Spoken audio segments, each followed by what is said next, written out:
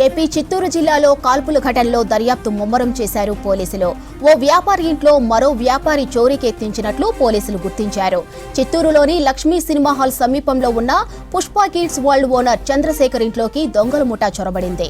2 తుపాకులతో గాల్లోకి కాల్పులు జరిపారు. ఈ ఘటనలో యజమానికి గాయాలయ్యాయి. పోలీసులకు సమాచారం ఇవ్వడంతో దొంగల ముఠాను అదుపులోకి తీసుకున్నారు పోలీసులు. చంద్రశేఖర్ ఇంట్లో చోరీకి యత్నించింది ఎస్ఎల్వి ఫర్నిచర్ యజమానికి చెందిన ముఠాగా పోలీసులు గుర్తించారు. ఘటనా స్థలికి చేరుకున్న పోలీసులు 2.5 గంటల పాటు ఆపరేషన్ నిర్వహించి దొంగల ముఠాను అదుపులోకి తీసుకున్నారు. కర్ణాటక, ఉత్తరాదికి చెందిన దుండగులు ఈ ముఠాలో సభ్యులుగా ఉన్నారు.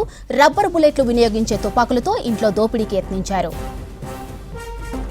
ఏపీ చిత్తూరు జిల్లాలో కాల్పుల ఘటనలో దర్యాప్తు ముమ్మరం చేశారు పోలీసులు.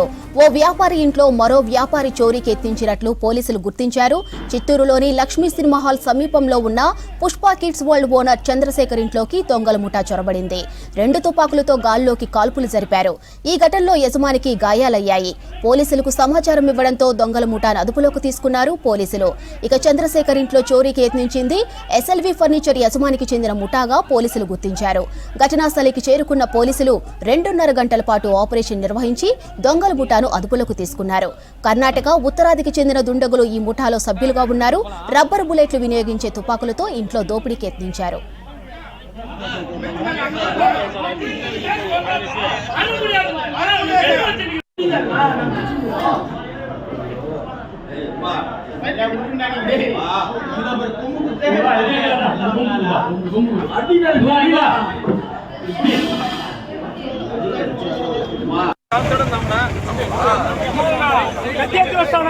कैसे